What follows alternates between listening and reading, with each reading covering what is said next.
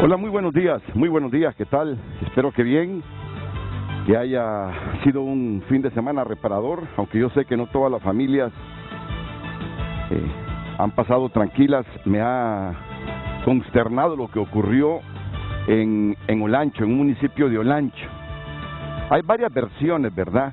Que una enfermera había comprado su vehículo y salió con una colega suya, y que llevaban un conductor designado, que el carro se estrelló y las dos enfermeras murieron. Otras versiones que andaban probando el carro. El hecho es que, ya sea que hayan estado probando el carro o hayan comprado el carro horas antes, fallecieron en un fatal accidente. El vehículo quedó destruido y las enfermeras murieron. Son noticias que conmocionan, Esto fue el fin de semana. Al revisar los medios impresos, me encuentro con titulares como que Axel López presume a Honduras como su cliente estrella. La verdad que a los hondureños nos causa indignación que todavía esta persona no pague junto a los nuestros lo que hicieron con cerca de 50 millones de dólares. Hospitales que no nos sirvieron absolutamente de nada en la pandemia. Miren que venía escuchando médicos afirmando ya que el mes de octubre fue uno de los meses con menos letalidad en la pandemia, con menos contagios. No cantan victoria porque sienten el temor de que se eleve esta al final del año o a comienzos del otro año por la actividad de la Navidad y Año Nuevo. Pero octubre fue un mes parecido a junio del año anterior. Y ya les digo, no hay que cantar victoria, pero sí hubo menos letalidad por parte de la COVID. Y los hospitales nunca cumplieron el papel que se nos dijo a inicios del año 2020. 48 millones de dólares, 7 hospitales, y este hombre presume ahora de esa venta que le hizo al Estado de Honduras. Les he prometido, para lo que resta de las elecciones generales, escuchar los planes de gobierno y las reflexiones de todos los partidos políticos. Son 14 instituciones políticas. Tuvimos la oportunidad de escuchar al señor Rosenthal Hidalgo la semana pasada.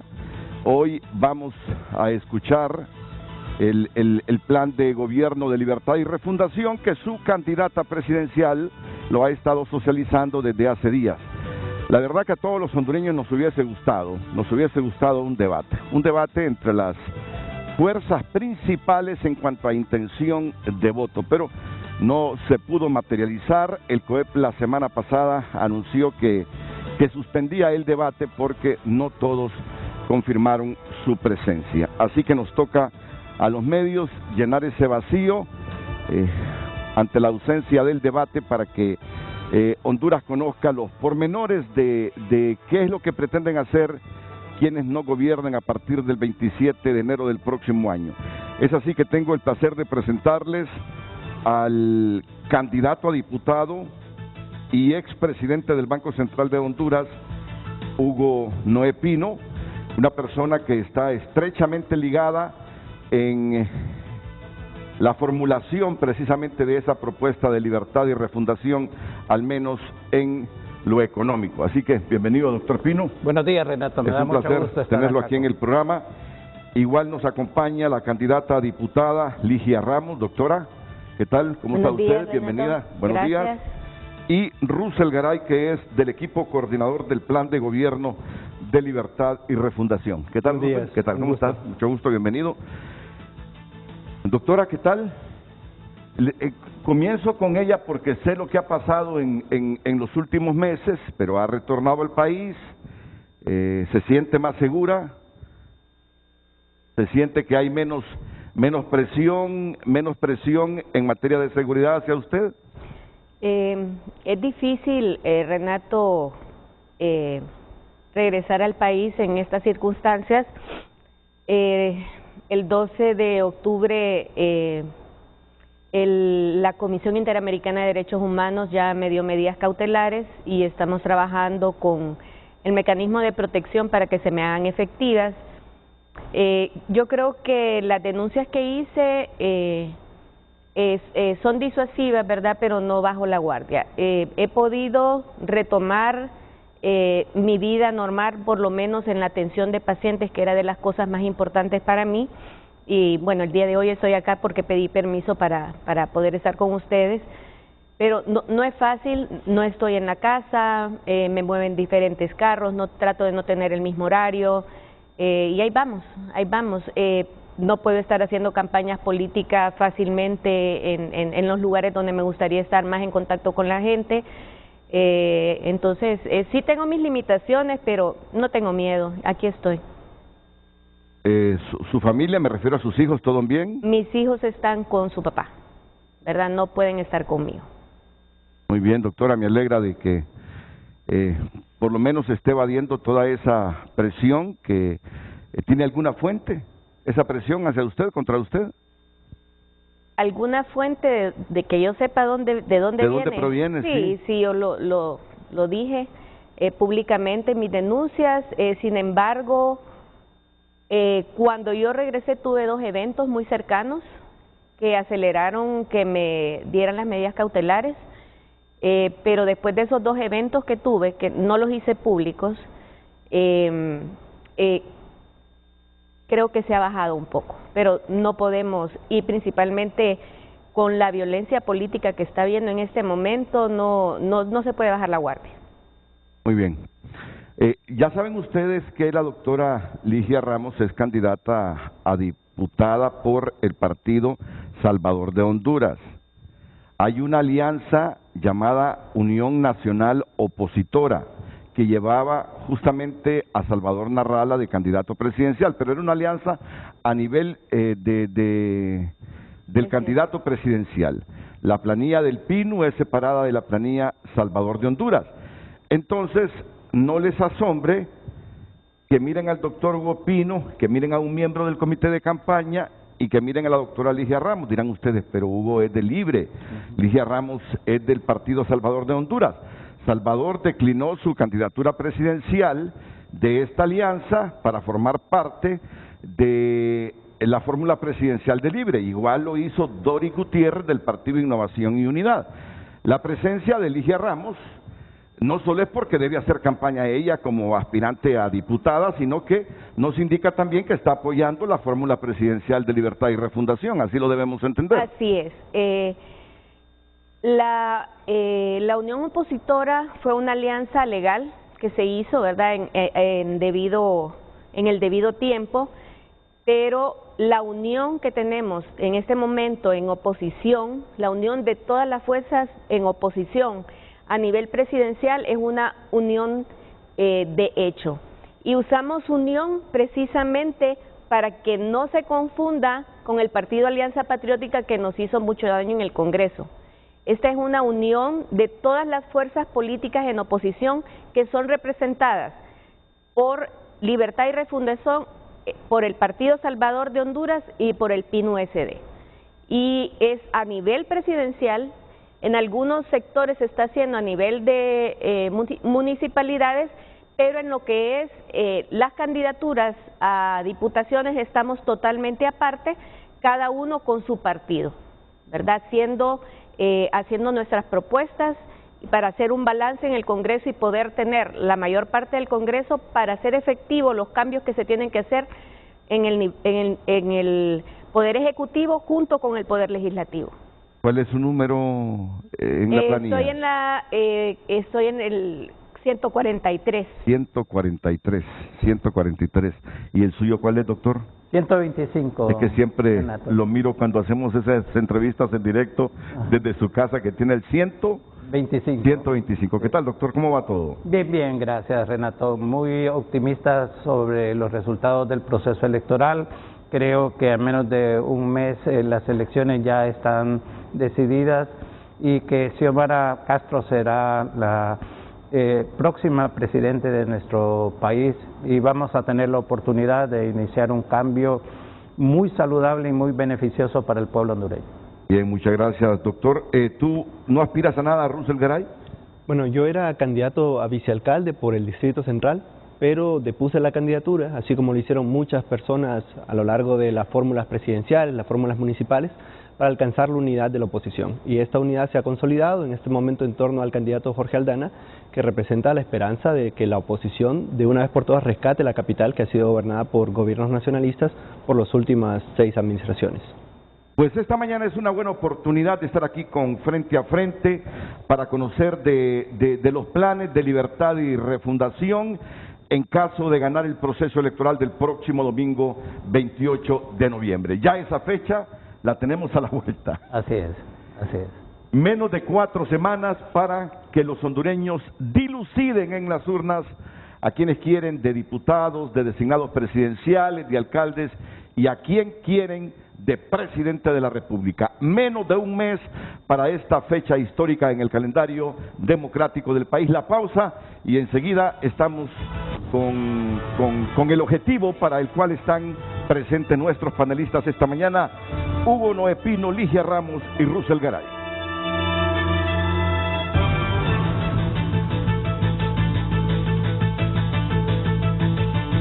Ya volvemos con Frente a Frente gracias a tarjeta de crédito Atlántida Cash. Recibe 8% de ahorro permanente en 3 rubros de tu elección. Hoy en Tu Nota es presentado por Banco de Occidente. Cumplimos 70 años y reiteramos que apoyando al pequeño de hoy, hacemos el grande del mañana. Usted puede leer estas noticias en tunota.com. La Universidad Nacional Autónoma de Honduras espera pronta resolución en contra de artículo inconstitucional de las zonas de empleo y desarrollo económico sede. Rescatan a familia que iba a ser arrastrada por corriente del río Danto. Otra nota más que usted puede enterarse con todos los detalles en tunota.com. Libre se movilizará desde San Pedro Sula al Consejo Nacional Electoral para presionar por la inscripción de Roberto Contreras. Ya le vamos a pedir la opinión al doctor Pino sobre esto que está pasando con el candidato que lleva esta alianza en la ciudad de San Pedro Sula. Dirigentes de Libre se movilizarán desde San Pedro Sula al Consejo Nacional Electoral para presionar por la inscripción de Roberto Contreras, quien es candidato de la Alianza Municipal de Libre en San Pedro Sula. Roberto ha llamado a la calma y esperar el fallo del Consejo Nacional Electoral. Este martes lo tendremos aquí en Frente a Frente a Roberto López Contreras. Todas estas noticias de tunota.com por cortesía de Banco de Occidente. Reiteramos nuestro compromiso apoyando al pequeño de hoy. Hacemos el grande del mañana. Hoy en Tu Nota fue presentado por Banco de Occidente. Cumplimos 70 años y reiteramos que apoyando al pequeño de hoy, hacemos el grande del mañana. Le he visto un tuit a usted este fin de semana que dice, en 2013 fueron 1.000 millones para compra de cemento para favorecer al Partido Nacional en la campaña electoral. En 2021, 1.350 millones en bono centenario para comprar votos. Si esto regalan, imagínense ustedes lo que se han robado en 12 años. Y veo en las redes el decreto donde se hizo esto que menciona el doctor Hugo Noé Pino y que ya fue publicado en el diario oficial La Gaceta y que pronto lo verán ustedes ahí en la pantalla. Por favor, si me puede ampliar sobre esto, porque yo me doy cuenta justamente por el tuit suyo. Sí, Renato, la verdad es que durante todos estos años ha habido un abuso tremendo de los fondos públicos a través del presupuesto, bien sea a través de los fideicomisos, los cuales sustraen grandes cantidades de recursos del presupuesto anual hacia un mecanismo que es poco transparente, es bastante opaz en relación al uso de los recursos.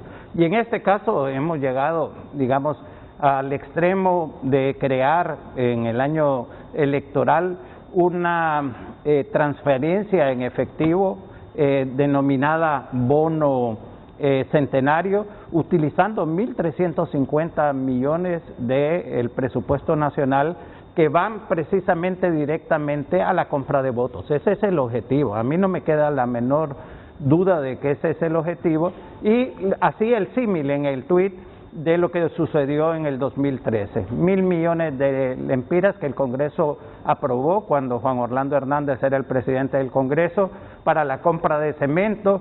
Y recuerden las imágenes de grandes cantidades de cemento entrando a empresas particulares, otras repartiéndoles a nivel de los barrios y colonias. Realmente es inaudito, es condenable cómo el Partido Nacional utiliza los recursos públicos para campaña, pero también, Renato, es inaudito cómo la institucionalidad no responde, cómo no hay nadie a nivel de Tribunal Superior de Cuentas, a nivel de la Fiscalía, etcétera, que realmente abra una investigación sobre este abuso de los recursos públicos.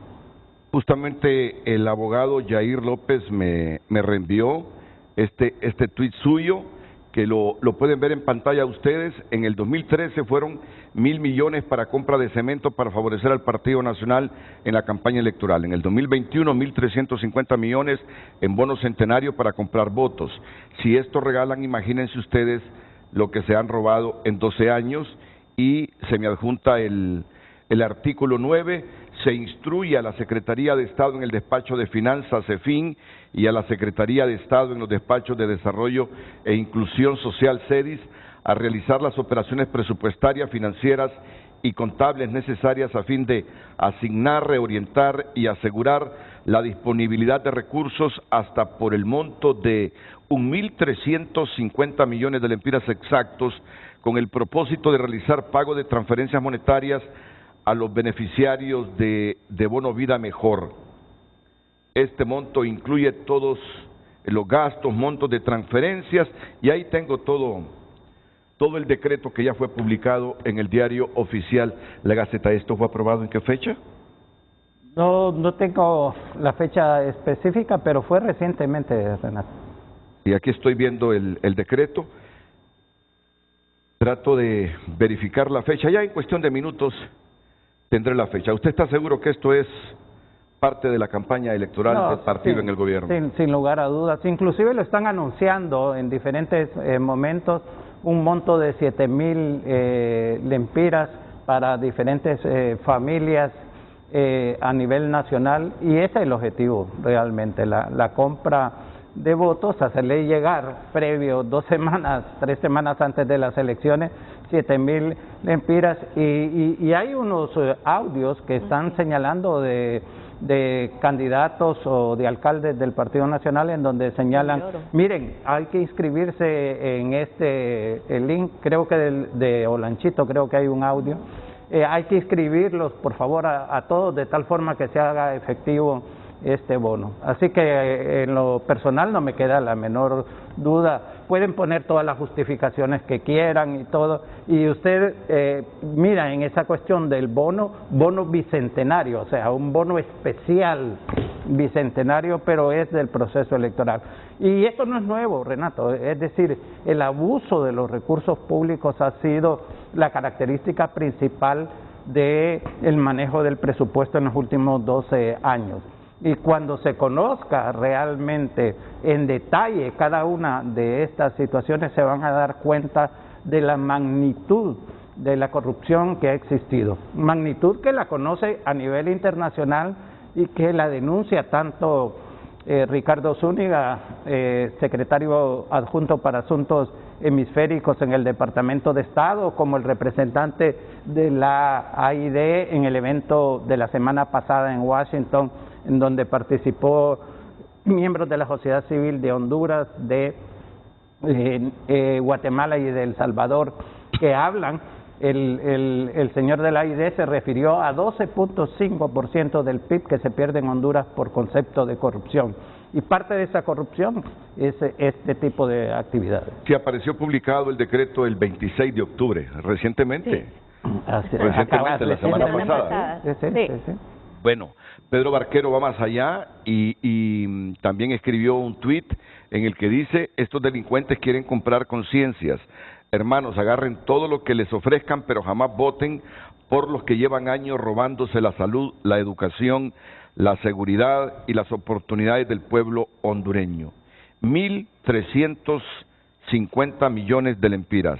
Bárbaros, dice Pedro Barquero en su tuit. ¿Y aquí no puede hacer nada la Comisión de Política Limpia? No, porque la Comisión de Política Limpia se refiere más a los fondos que financian las campañas de los diferentes candidatos. Aquí quien debería de estar haciendo algo es realmente la Fiscalía, el Tribunal Superior de Cuentas. Entes contralores realmente. ¿Tu opinión, Ligia, de esto? No, es una práctica que ya tiene más de una década. Es una lástima. Pareciera como que, si usted se fija, el nivel de pobreza ha aumentado a un 70%, y pareciera que fuera a propósito precisamente para utilizar las necesidades de la población con dádivas y con chantajes, ¿verdad? Porque no solo es que le dan, sino que chantajean a las personas que necesitan con estos bonos para agenciarse de votos. El mensaje es, o sea, acuérdense que ese dinero es de nosotros, viene de nuestros impuestos, entonces no es que les están haciendo un favor, es algo que si ayuda a mitigarles la pobreza extrema, pues tómenlo, pero fíjense bien que el porcentaje de pobreza ha aumentado y no es precisamente por un buen gobierno, ¿verdad? Los pobres se han creado precisamente para continuar en este juego y seguir en esta corrupción y en este tipo de gobierno. Entonces, reciban, y yo le digo, sinceramente no creo que todo ese dinero se dé a la población, sino que solo queda un porcentaje y el otro porcentaje, porque ya hay pruebas de que las personas no reciben la cantidad total de bonos, sino que les dan una primera parte y después quedan que les van a dar la segunda parte y nunca se las dan, porque ese dinero se utiliza, se malversa para campañas o para agenciarse de dinero ellos también, ¿verdad? Entonces, es una corrupción y yo creo que sí necesitamos ayudar de forma inmediata a la gente que está teniendo problemas de alimentación, están en pobreza extrema, pero no de esa forma, no de esa forma. Y a menos de un mes del proceso electoral. Miren, yo para las elecciones del 2017 viví una experiencia con esto de las transferencias condicionadas o de los bonos, para que se nos entienda mejor. Cuando fui testigo que una empleada que hace los oficios domésticos en una casa le preguntó a su empleadora, para el 2017 fue esto, ¿por quién votaría ella si recibiese 1,000 o 2,000 lempiras? No recuerdo cuánto estaban dando en ese momento de las elecciones. A la muchacha que aseaba la casa le dieron un bono y le preguntó a su patrona, ¿cómo hago? Voto por el candidato del Partido Nacional, mire que este partido me envió este bono. No, le dice ella, le dice la persona que yo conozco, yo estaba ahí, es decisión tuya, le dice, es decisión tuya. Si vos crees que el candidato que llevan ellos es mejor que el resto, es tu decisión. Si vos crees que hay otros candidatos mejores a la presidencia, buscá, escudriñá. Pero que eso que te envían o que te envían no sirva para determinar tu pensamiento. Y la respuesta de esta empleada fue, señora, le dice, pero hay que ser agradecida, le dice. Hay que ser agradecida. Miren, en esta elección, una vez más, vamos a poner al debate hasta dónde el nivel educativo de nuestra gente y el nivel de escolaridad de nuestra gente influye en su decisión al momento de ejercer el sufragio. Yo estoy convencido, y no me da miedo decirlo, que el pobre nivel de escolaridad que tenemos los hondureños muchas veces marca nuestro voto. Y súmele a eso, no solo el nivel de escolaridad, sino en la pobreza en que viven. Súmele usted falta de reflexión, producto de las limitantes en educación. Un bono a esta altura. No estoy diciendo que esta vez será igual. La moneda está en el aire, el desenlace no lo sabe nadie en Honduras, pero una vez más será motivo de reflexión cuánto marca el nivel de escolaridad la decisión de la gente en las urnas. Nivel de escolaridad más pobreza. ¿Cuánto incide esto en el voto de los hondureños? Pero yo pienso, Renato, que si bien esa situación de la gente de recibir... No, en este caso no solo estamos hablando de este bono, estamos hablando de láminas, estamos hablando de pisos de cemento, estamos hablando... Pero a mí que me ha tocado en estos últimos meses andar en los barrios más populares, o podríamos decir marginales de Tegucigalpa. Mire, hay una clara convicción, Renato, de que la gente lo que está buscando es un cambio. Realmente, la gente, por muy pobre que sea, tiene un grado de dignidad que a lo que aspira, Renato, es a un empleo que les proporcione el ingreso necesario para satisfacer las necesidades de su familia. Y estos programas, así como ha sucedido en el pasado, la gente los va a recibir, pero su decisión, que para mí ya está tomada con respecto al 28 de noviembre, no la va a cambiar. Y no la va a cambiar porque dentro de cualquier nivel de educación hay una conciencia bastante clara y bastante precisa de lo que significa el nivel de corrupción que ha alcanzado el país, el nivel de deterioro institucional, no porque se pueda conceptualizar ese nivel, sino porque se mira en los hospitales, se mira en las escuelas, en los colegios, el aumento del gasto de bolsillo en educación, el aumento de gasto de bolsillo en salud, y eso va a traer como consecuencia, y yo lo estoy viendo, usted sabe, Renato, que a nosotros nos ha tocado darle seguimiento a muchos procesos electorales, y yo siento ahora un entusiasmo, una clara manifestación de voluntad por un cambio, que los resultados de las elecciones nos van a sorprender porque no van a ser nada cercanos de lo que se puede vaticinar. Va a ser un resultado bastante amplio que no va a dar sujeto a ninguna duda, no va a estar sujeto a ningún tipo de reclamo, porque la población se va a abocar a votar masivamente y a favor de la unidad que se ha planteado entre el Partido Libre, el Partido Salvador de Honduras y el Pino. Así que estos son, digamos, manotadas de ahogados que quieren en último momento tratar de influir más a través de este tipo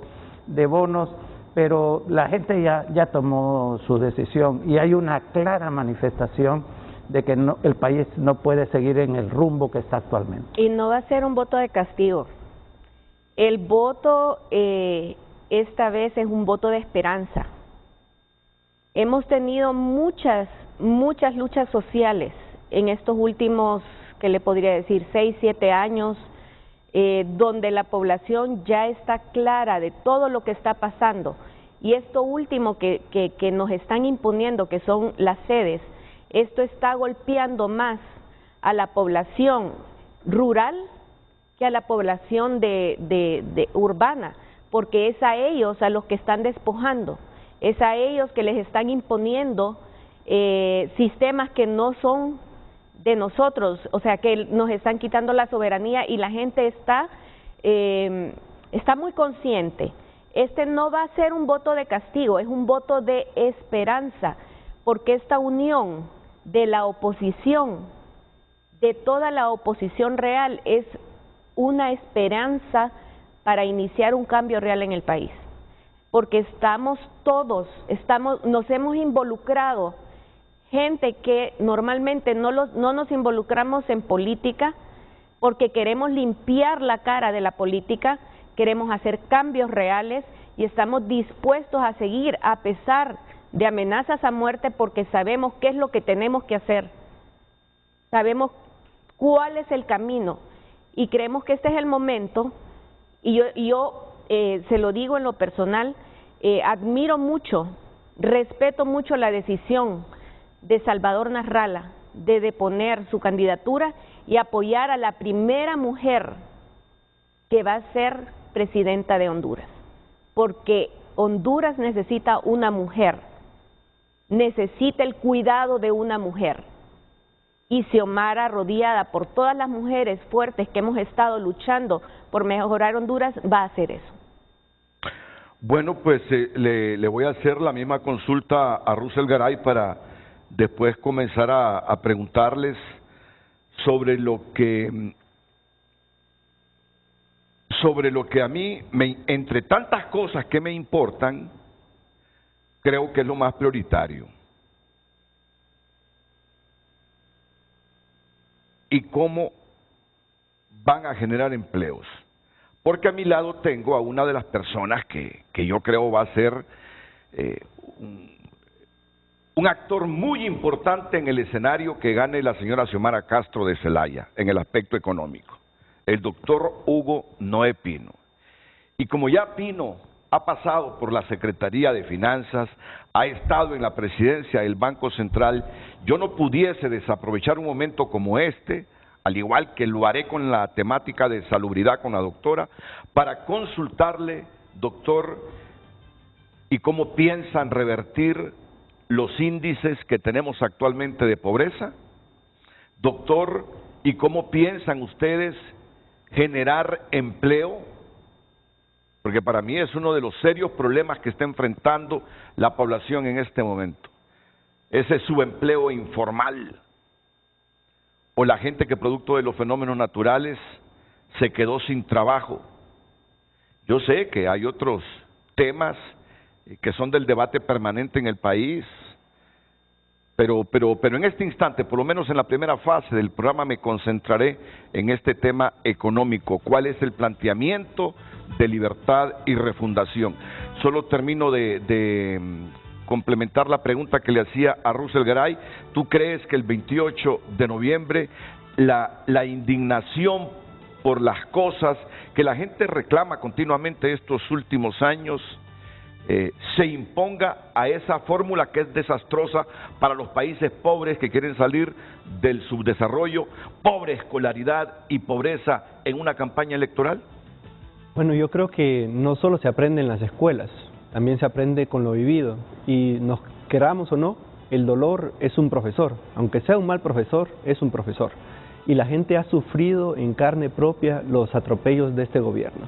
Ha visto cómo se mueren sus familiares en pasillos de hospitales, ha visto cómo no pueden ir sus hijos a la escuela, han visto cómo las familias clase media que han hecho sacrificios enormes para que sus hijos puedan ir a estudiar, tienen que encontrar futuro en una caravana o saliendo del país. Y todo esto lo hemos visto cómo 250.000 personas han sido desplazadas en Honduras, 80.000 están buscando asilo en el extranjero, más de 1 millón de hondureños han sido deportados desde el golpe de Estado. Es una vergüenza, es una cuestión que no se puede seguir viviendo. Y la gente que ha visto eso y la gente que ha sufrido está consciente de que se puede aspirar a algo más. Y eso es lo que ha pasado lastimosamente en este ciclo de gobierno del Partido Nacional, que la gente de tanto sufrir ha perdido también la esperanza de poder ver un país que resurge de todas estas cenizas, un país que vuelve a refundarse. Pero Xiomara Castro de Zelaya ha logrado movilizar de nuevo el corazón de las personas, la esperanza de que este país puede cambiar y que una nueva historia puede pasar en este país. Yo creo que a la gente no es necesario darle dinero para salir de la pobreza, es necesario darle poder, es necesario darle la participación para que audite a todas estas personas que han estado usurpando al Estado. Aquí la crisis que tenemos no solo es una crisis de corrupción, es una crisis de participación. ¿Cómo es posible que todos los días estemos conscientes de que hay actos de corrupción ocurriendo en este país y no podamos hacer nada como ciudadanía? Salimos a la calle, recibimos palo. Presentamos una denuncia al Ministerio Público para que se engavete. Presentamos un proyecto de ley al Congreso para que nunca se haga nada. Y eso es una crisis de democracia. Y el Partido Libertad y Refundación, en su fórmula presidencial, le apuesta a un tipo de participación útil, verdadera, que una participación que realmente el pueblo pueda auditar lo que hace el Estado y que el Estado sea el que obedezca al pueblo, no el Estado el que esté mandando los destinos de la gente. Yo creo que eso es una crisis que hemos tenido en este país. Estamos conscientes de todos los robos y no podemos hacer nada como ciudadanía, y eso es un problema de democracia. Bueno, no sé cuántas encuestas han leído ustedes, yo he leído varias, trato de leer las encuestas más serias. Pero es que en estos tiempos uno no puede tener confianza ni en las encuestas más serias. Uno no sabe qué intereses hay detrás de algunas encuestas. Yo por eso soy bastante escéptico en dejar llevar mi pensamiento en función de encuestas en Honduras, por el nivel de manipulación histórica. Pero de lo que yo creo es serio, el problema más grave que tienen los hondureños es su economía. De lo que yo he leído, el problema más grave que tienen los hondureños es su economía.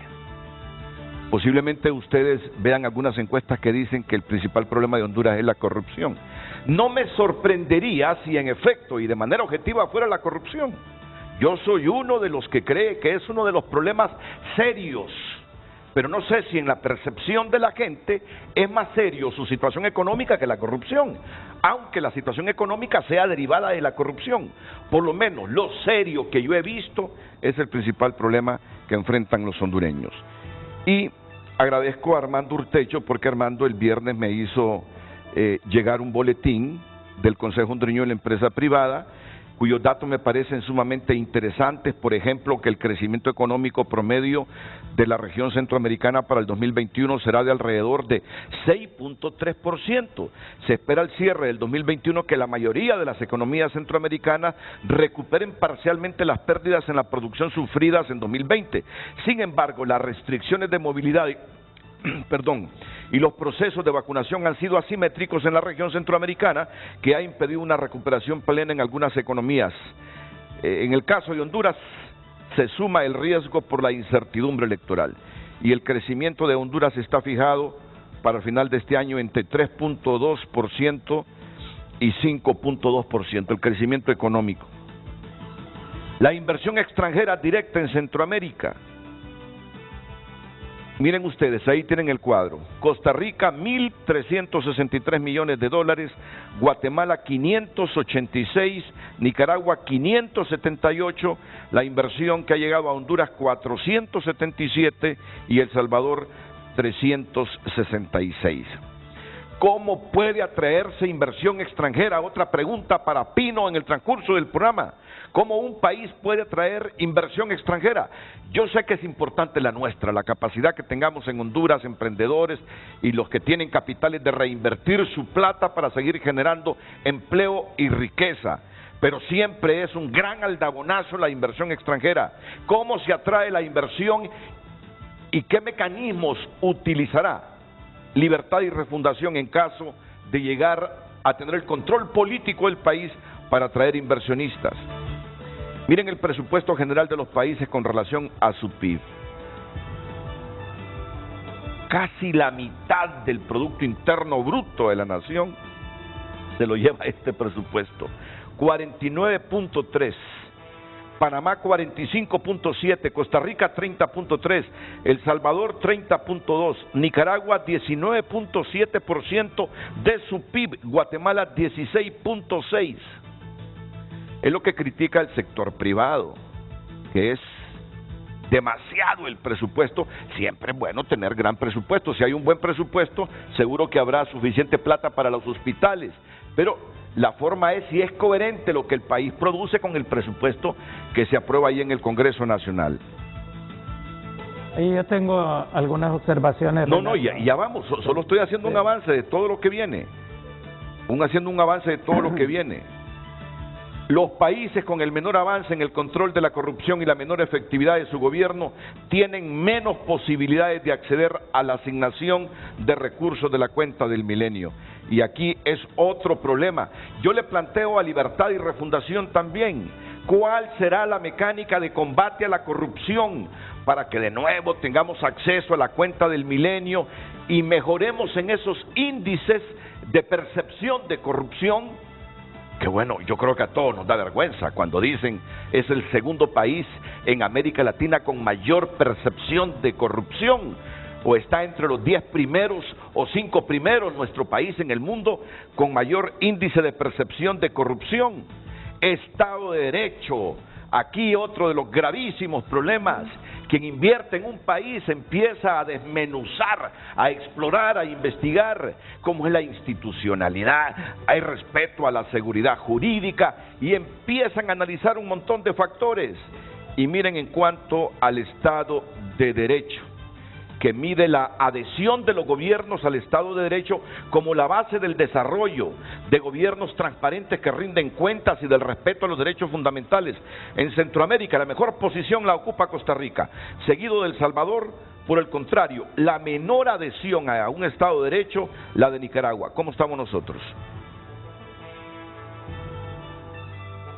Mal.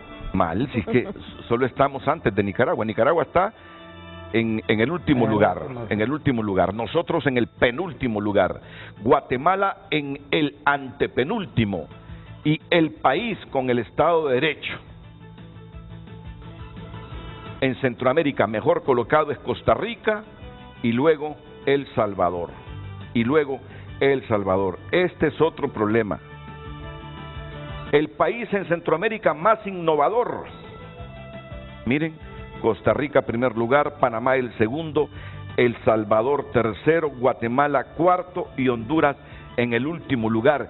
¿Qué piensan hacer en esta área también? Libertad y refundación en caso de ganar.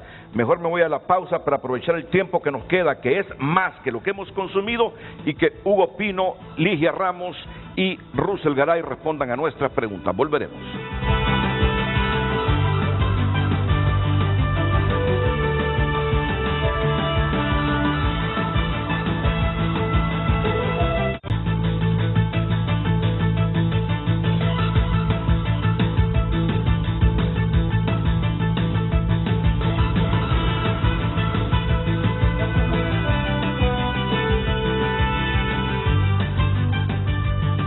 Bueno, miren, iniciamos por esto, ¿no? Porque Ligia decía, hay que explicarle a la gente qué es Estado de Derecho, que es la palabra que más le gusta a Pedro Barquero, Estado de Derecho, porque Pedro cree que mientras no haya Estado de Derecho en Honduras, no soñemos con un país diferente. Pues esto es lo que tenemos de Estado de Derecho, en el penúltimo lugar de Centroamérica. Y yo les aseguro que si Ortega no hubiese encarcelado a sus opositores políticos, si Ortega no estuviese utilizando la institucionalidad de Nicaragua para sus propósitos políticos, seríamos el último lugar en Estado de Derecho. Ortega lo que pasa es que se descaró, se volvió descarado con el control de Nicaragua, utilizando sus instituciones para sus propósitos. Ya eso de mandar a encarcelar hasta los propios opositores para ganar fácilmente una elección, eso es el peor de los descaros de un político. Pues bien, miren de nuevo, esa es la ubicación de Honduras en el índice del Estado de Derecho. Penúltimos en Centroamérica. Por favor, doctor Pino. Sí, Renato. ¿Cómo se revierte esto? La pregunta para usted no es dejarle en bandeja de plata este asunto, no. El desafío suyo esta mañana es respondernos cómo piensa Libre revertir estos índices de Estado de Derecho tan pobres que tenemos. Y una de las cosas que tenemos que partir, Renato, es sobre qué entendemos por Estado de Derecho, como decía Ligia. Hay una versión limitada, por ejemplo, interpretación limitada de lo que es un Estado de Derecho, que es parte del Estado de Derecho y que hay que fortalecerlo, que es la seguridad jurídica. Seguridad jurídica en todo su sentido, es decir, en la defensa de los contratos, en la separación de los poderes públicos, en el respeto a las normas y a las leyes. Pero seguridad jurídica también es el respeto de los derechos humanos, es el respeto de todas aquellas actividades que se desarrollan, digamos, dentro de la del sector público, como por ejemplo lo que usted señalaba en relación a la transparencia y a la rendición de cuentas. Russell mencionaba en forma muy importante la participación ciudadana, la rendición de cuentas de parte de los gobiernos en el sentido de señalarles, en el caso específico, cómo se utilizan los recursos públicos, cuáles son las razones por las cuales se firma un acuerdo internacional.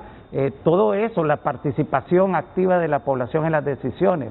Ese es un Estado de Derecho, pero cuando usted tiene, por ejemplo, una Constitución de la República en donde le dice que el territorio nacional es irreductible, pero al mismo tiempo usted dentro de la misma Constitución, con una reforma constitucional espuria, crea las sedes en donde le da el parte del territorio a los que van a tener la dirección de la sede, entonces usted, ahí no hay un Estado de Derecho, aquí lo que hay es un desorden, una anarquía en cuanto a la aplicación, y además usted presenta un recurso de inconstitucionalidad a la Corte Suprema de Justicia, a la Sala Constitucional, y la Sala Constitucional le dice que lo actuado está bien, cuando a todas luces es bastante claro que no es así. Entonces todo eso se ha realmente perdido, y eso es lo que hay que recuperar.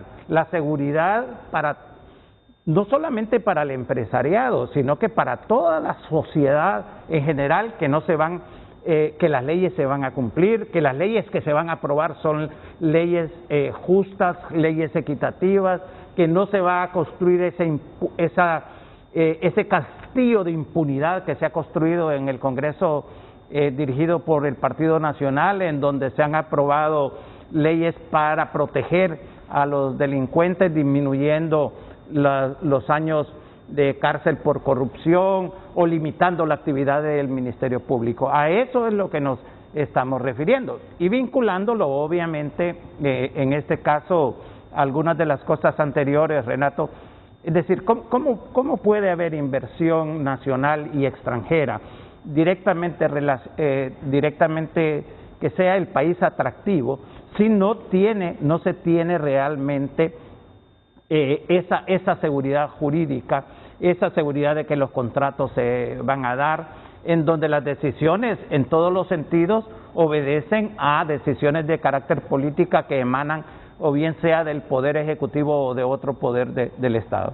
Entonces, el rescate al Estado de Derecho es un elemento fundamental, y eso, medidas concretas, específicas, planteadas por la unidad que estamos representando esta mañana, Renato, es la derogación de ese muro de impunidad, derogación del Código Penal, la derogación de la ley de secretividad, la derogación de todas estas disposiciones que limitan el derecho constitucional que tiene el Ministerio Público de perseguir el delito de cualquier forma, no que tenga que esperar 3 años a que el Tribunal Superior de Cuentas haga un informe administrativo, en donde una vez ya se ha perdido toda la evidencia, se ha perdido toda la capacidad de investigación, o que esté sujeta a la Comisión Nacional de Banca que le tenga que dar un informe sobre los movimientos financieros. A eso nos referimos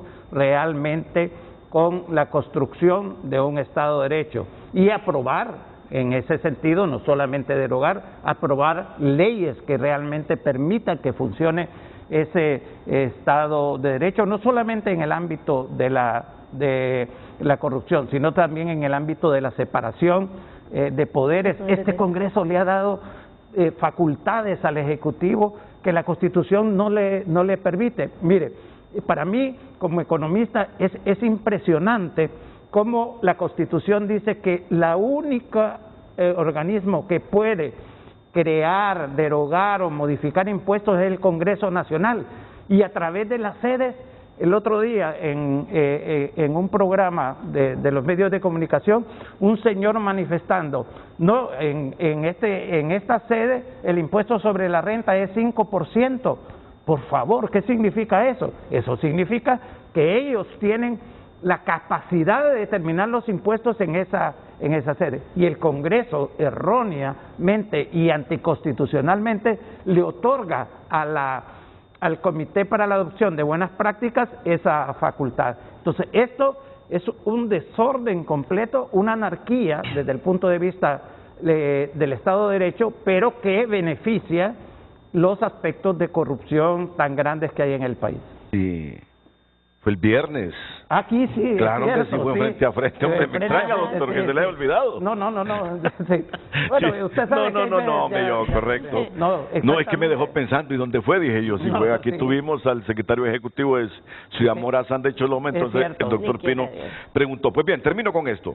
Tienen la libertad de participar a la hora que quieran e Sí. interrumpir a... Yo solo quisiera agregar algo sobre Estado de Derecho, y yo creo que una cosa que hemos apostado bastante en el tema de reforma al Estado es la reforma del sector público, que el sector público en este momento se ha sido contrataciones sumamente irregulares que contribuyen a la corrupción. O sea, para que haya corrupción en el Estado tiene que haber corruptores y corruptos. Entonces, el proceso de contratación del Estado en este momento no respeta estándares de meritocracia, no respeta formas de contratación con mínimas garantías, y eso ha hecho que la burocracia de este país, la gente que está al cargo de las instituciones públicas, tenga intereses ajenos a los intereses del pueblo. Y esa gente se presta para actos de corrupción, esa gente ha sido cómplice de esta dictadura, y esa gente también ha blindado la institucionalidad para que no se les pueda juzgar. Entonces, tiene que haber un proceso de limpieza del aparato estatal para realmente verificar que todas estas instituciones que existen como elefantes blancos, que son pura duplicación de funciones, que no brindan institucionalidad, que las burocracias están aprovechándose de ellas, estos salarios que son obscenos, que se pagan salarios hasta de 300.000 empiras al mes en algunas instituciones, es algo que tiene que quitarse en el sector público, y no puede haber una ética nueva en el sector público si no cambiamos los beneficios y las rentas que están recibiendo algunos funcionarios públicos que se lucran de que exista poco Estado de Derecho en este país. Solo les complemento esta información, que aparezca por favor este cuadro en pantalla porque vamos a darle más dinámica también con otros temas. Ya está planteado que solo Nicaragua está abajo de nosotros en un deteriorado Estado de Derecho. Nosotros andamos muy mal, Nicaragua anda requete peor, para que me lo entiendan mejor.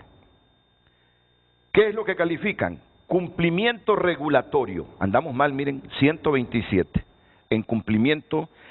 Andamos peor que Nicaragua. Fíjense bien, ya en el promedio total, Honduras aparece con 126 y Nicaragua como 131. En cuanto a Estado de Derecho, pésima calificación, pero en el cumplimiento regulatorio, nosotros tenemos 127, Nicaragua tiene 124, o sea que en esto andamos peor que Nicaragua, ¿ok? ¿Y qué es ese asunto de cumplimiento regulatorio? Pues la función de cumplimiento regulatorio es una función independiente, responsable de supervisar la gestión que la institución supervisada realiza con relación al cumplimiento del marco regulatorio, leyes, reglamentos y resoluciones, entre otros, requerimientos de revelación y transparencia, estándares de auto. Eso es cumplimiento regulatorio.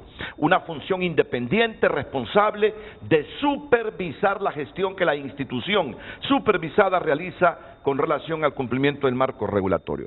Pues si andamos peor que Nicaragua, ya se imaginan ustedes. Efectiva justicia civil, andamos mal, 126. Nicaragua nos anda peor que nosotros, 132.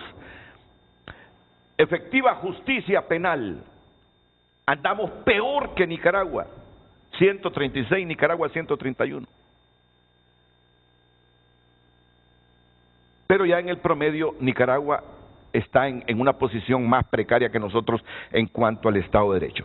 Pero midiendo estos tres factores, cumplimiento regulatorio, efectiva justicia civil, efectiva justicia penal, miren cómo pasa por tener un poder judicial independiente, y esa es la pregunta para ustedes.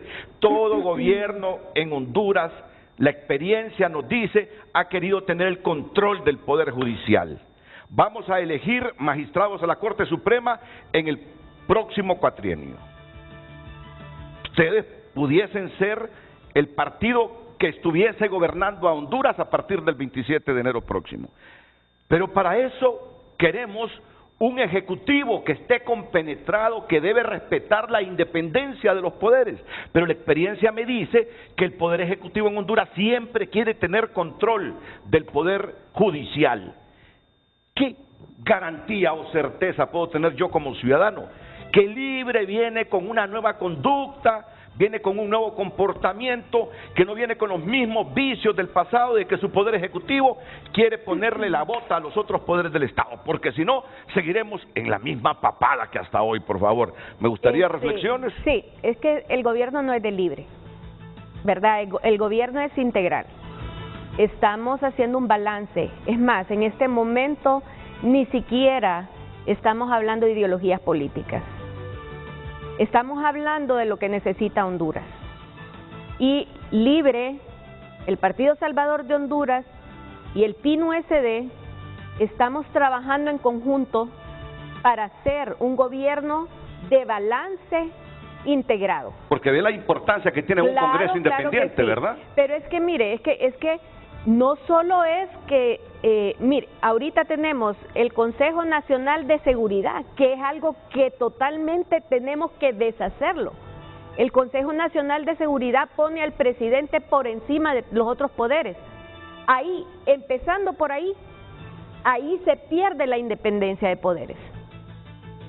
Tenemos que el siguiente año vamos a elegir la Corte Suprema de Justicia. Pero mientras tanto tenemos esta Corte Suprema que no tiene ninguna independencia y aunque la unión opositora esté gobernando en el Ejecutivo, en el Legislativo está cooptado por el poder por el poder actual y no nos va a dejar gobernar. Y si el Congreso Nacional no tenemos la mayoría en oposición, que el compromiso que se hizo con Libre, PINU y el Partido Salvador de Honduras es que si teníamos la mayoría en oposición, nos iban a permitir al Partido Salvador de Honduras tener la presidencia del Congreso para hacer un balance. Entonces lo que quiero es que la población entienda de que este gobierno es un gobierno de integración, sin ideologías políticas, porque tenemos el Partido Salvador de Honduras, que es un partido derecha o centro derecha, con el partido Libertad y Refundación, que es de izquierda, y con el PIN-USD, que es socialdemócrata. Y nos estamos integrando. Yo pensé que nosotros vivíamos en un estado fallido, pero realmente no vivimos en un estado fallido, porque el estado fallido no funciona para nadie. Pero este estado, el actual, funciona para los corruptos y funciona para los narcotraficantes, pero no funciona para la demás población. Entonces no estamos en un estado fallido. La seguridad, el Estado de Derecho tiene que ver que la ley está por encima de todos, que se va a aplicar de una forma equitativa, está por encima inclusive de los presidentes de los diferentes poderes del Estado. En este momento no tenemos Estado de Derecho, porque tenemos gente defensora del medio ambiente que está en la cárcel y tenemos funcionarios corruptos que están con medidas sustitutivas. Entonces ahí usted ve que no hay un Estado de Derecho. La seguridad jurídica tiene que ver con reglas claras. No tenemos reglas claras para nadie. Para nadie. Y en este momento, y se lo digo a las personas, a los inversionistas, tanto nacionales como extranjeros, los que van a invertir en las sedes van a perder su inversión. Van a perder su inversión porque no hay seguridad jurídica, no hay Estado de Derecho y lo que están imponiendo es anticonstitucional. No, solo quiero resaltar algo porque no puedo pasar desapercibido dos ideas que lanzó Libre, dos mensajes diría yo, dos mensajes. Es una mujer transparente, una mujer dice lo que piensa y acaba de decirnos que Salvador y el Partido Salvador de Honduras es de centro derecha y que tiene una alianza, sí, es cierto. Y es cierto, me dice, y lo ratifica, es cierto. Y el otro mensaje que lanzó fue para Libre, ¿ok? se comprometieron que si la oposición, si esta alianza tiene mayoría en el Congreso, será alguien del Partido Salvador de Honduras el presidente del Congreso. Es decir, andan bien claro qué fue lo que quisieron con esta alianza, donde Salvador y Doris deponen su candidatura de la Alianza 1 e integran la fórmula presidencial de Libre. Le recuerda a Libre, ustedes se comprometieron que si la oposición tiene mayoría en el Congreso, un diputado de esa alianza de Salvador Doris con Libre va a ser el presidente del Congreso. Miren qué interesante. Soy transparente. Pero es que esos contrapesos son los buenos y la democracia lo necesita.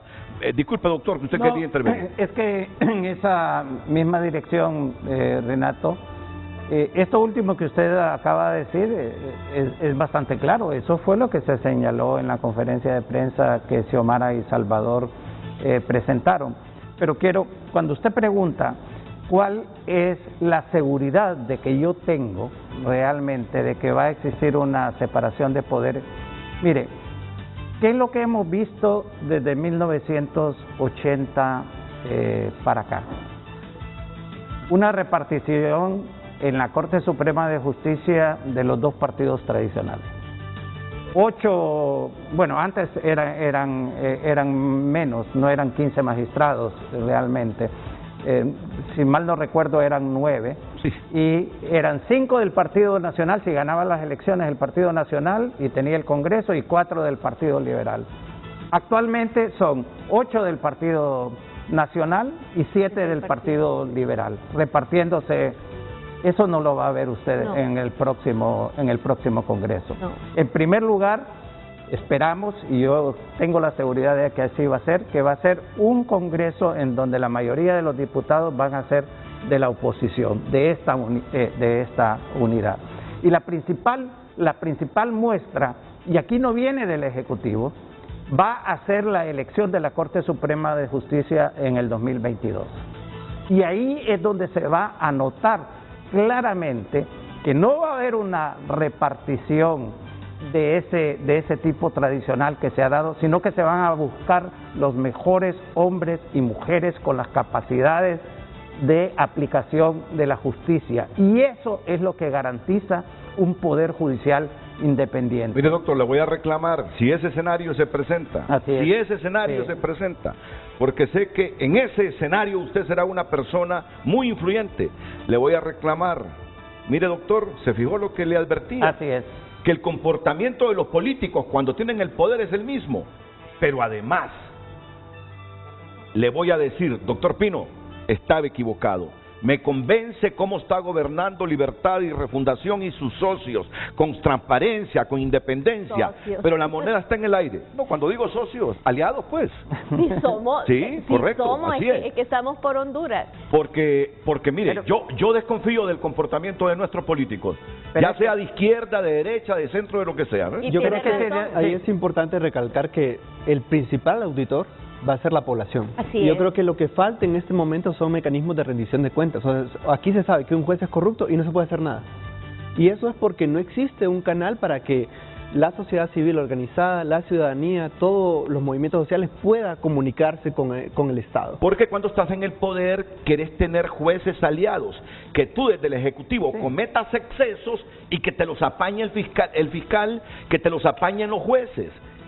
O sea que es una cuestión bien compleja en un país donde los políticos no han exhibido el comportamiento más transparente. Pero si esto continuara, Renato, entonces nosotros como partido estaríamos renunciando a refundar Honduras. Y realmente eso es lo que queremos. Realmente no se trata de una elección más, se trata de una elección de cambiarle el rumbo al país. Toda esta situación de repartición de puestos, de toda una serie de costumbres y de tradiciones que, como dice Russell, no toman en consideración la participación ciudadana ni los intereses de los ciudadanos, se debe terminar, Renato. Si no cambiamos esa actitud, esa forma de hacer política no estaríamos haciendo nada. Y yo creo que sí lo vamos a hacer. Creo que es importante recalcar que los partidos políticos que estamos representados acá, particularmente Libertad y Refundación, es un partido que nace de las calles, pues, y que se rinde cuentas a la gente. O sea, nosotros en cualquier proceso en que un partido político, que alguien que representa Libertad y Refundación bloquee una reforma que vaya a beneficiar al pueblo o no obedezca a la población, es un traidor que no está traicionando a un grupo económico, está traicionando a la gente que ha dado la vida en resistencia para fundar este partido, porque esta gente ha dado sangre, ha dado lágrimas, ha dado sudor, y ha sido a puro voluntariado que hemos formado este partido. No somos un partido que ha recibido apoyo de un grupo económico, y frente a esos principios es que nosotros tenemos que rendir cuentas, y yo creo que vamos a tener un gobierno de Libertad y Refundación que nunca se va a ver tan cómodo como en este momento para rendir cuentas, para que la gente le exija, porque justamente nosotros queremos gobernar con la gente es la que puede hacer que los cambios en este país ocurran, y hay que darle más participación a la gente y menos participación a los políticos. La gente tiene la potencia. Hay una cosa que quiero decir que es bien importante, Renato, es que acuérdese que la Corte Suprema viene hasta finales del 2022 y que tenemos un fiscal que está electo de forma totalmente ilegal. En el plan de gobierno del Partido Salvador de Honduras, y yo creo que es algo que lo hemos hablado y lo más probable es que se pueda hacer en cuanto doña Xiomara quede de presidente, es que mientras hacemos ese cambio necesitamos que regrese la MASI o la CICI. ¿Por qué? Porque no confiamos en el sistema judicial actualmente. Y yo creo que en el Congreso Nacional se tiene que hacer un esfuerzo grande en quitar al fiscal general que fue electo de forma ilegal, y tenemos base jurídica para hacerlo. Entonces esas son las cosas que se pueden hacer inmediatamente, tomando el poder y tener un Congreso Nacional que responda a lo que necesita el pueblo. Es importante que la población entienda que el Congreso Nacional es importante. Sin tener un Congreso Nacional independiente del Ejecutivo o que no caiga en manos del Partido Nacional, los cambios van a ser más efectivos, más posibles, y por eso necesitamos llenar de diputados en oposición para poder hacer estos cambios. Ok, es que yo ya me estoy imaginando los escenarios, que ojalá sean buenos para Honduras. Si Libertad y Refundación gana, si hay una buena cuota de diputados que surjan del Partido Salvador de Honduras o del Partido Innovación y Unidad. Yo ya siento que la gente que surja de estas opciones que se han integrado como fórmula presidencial a Libertad y Refundación serán como la piedra en el zapato de cualquier exceso que el Partido Libertad y Refundación, en el caso de ganar la presidencia, pueda realizar o quiera hacer a nivel del Congreso. Esto es democracia, estos escenarios hay que advertirlos desde ya. Es decir, es una alianza que le ha ayudado al Partido Libertad y Refundación, la alianza personal de Salvador Narrala en la fórmula presidencial con Dori Gutiérrez, pero conociendo la personalidad de personas como Ligia, Suyapa Figueroa y otros, en caso de que el pueblo los unja como diputados, Libre tendrá su propia conciencia autocrítica con ellos, con ellos. Es interesante los escenarios que estoy viendo yo para el próximo año y los subsiguientes años. Y tenga la seguridad de que el próximo Congreso va a ser un Congreso beligerante. Y yo le digo algo, lo conozco a usted y en el fondo sé que es una persona honrada. Ha desempeñado un montón de cargos. Cuando digo un montón, quizá exagero, ha sido ministro de la presidencia, ha sido presidente del Banco Central, y yo nunca he escuchado que a Pino le han imputado que se robó esto, que traficó desde el poder. Yo sé que es un hombre con una conciencia sana, y lo que me está diciendo hoy, es el ideal de él, y ojalá, bueno, que ese ideal sea tomado muy en cuenta y pese mucho en la gestión presidencial de un eventual gobierno de Libertad y Refundación. Y para finalizar con esto, porque me estoy quedando muy atrasado con los temas, miren qué importante en el Estado de Derecho es el cumplimiento regulatorio. Si podemos de nuevo ubicarlo en pantalla, cumplimiento regulatorio, que es la función independiente responsable de supervisar la gestión que la institución supervisada realiza con relación al cumplimiento del marco regulatorio.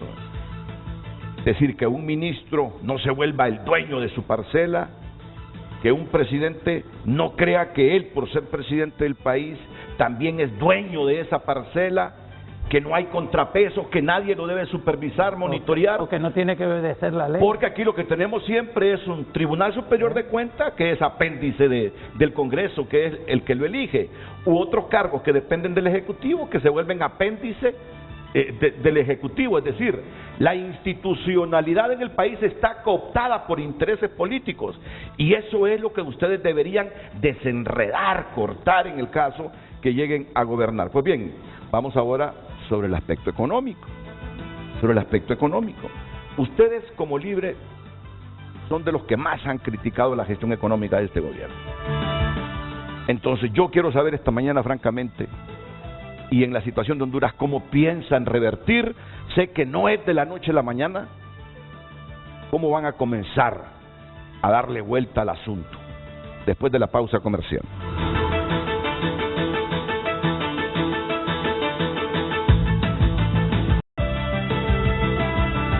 Hoy en Tu Nota es presentado por Banco de Occidente. Cumplimos 70 años y reiteramos que apoyando al pequeño de hoy, hacemos el grande del mañana. Bueno, pero es que me ponen lo mismo que ya leí. Ahora búsquenme otros titulares. Este nuevo. Bueno, el que está equivocado soy yo. Miren cuánta información entonces hay en tunota.com. El Papa Francisco pide ser pobres por dentro, en lugar de buscar éxito, riqueza y fama. Óiganme, me quedo con este titular.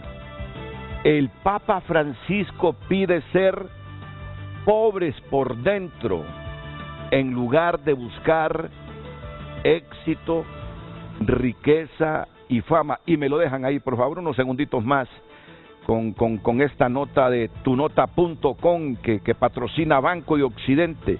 Es que mire que ese último concepto, yo siempre lo he dicho, cuando me preguntan a mí, Renato, ¿y cuál es la sugerencia que usted le hace a las nuevas generaciones de periodistas? Que el que se mete a estudiar periodismo buscando éxito desde la perspectiva económica, riqueza es obvio, y fama, éxito desde la perspectiva de vanidad, riqueza y fama, se vuelve un periodista malo para la sociedad. Entonces antepongan eso otro que dice el Papa. Pide ser pobres por dentro. ¿Qué es ser pobres por dentro? Yo leería este titular y después de leer la noticia buscaría una encíclica papal para entender más este concepto bello que por lo menos en el transcurso del día será mi lectura preferida. El Papa Francisco pide ser pobres por dentro en lugar de buscar éxito, riqueza y fama. Esto lo encuentra usted en tunota.com por cortesía del Banco de Occidente. Reiteramos nuestro compromiso, apoyando al pequeño de hoy, hacemos el grande de mañana. ¿Y qué piensa o cómo piensa Libre? ¿Por dónde va a comenzar Libre a revertir este panorama económico que tanto ha cuestionado en los últimos años? Hoy en Tu Nota fue presentado por Banco de Occidente. Cumplimos 70 años y reiteramos que apoyando al pequeño de hoy, hacemos el grande del mañana. Y bueno, es que los números, los indicadores son claros, son irrefutables. Estoy buscando la parte económica, índice de movilidad social. Andamos mal como innovadores. No somos el país más innovador, al contrario, somos el país menos innovador de América Central.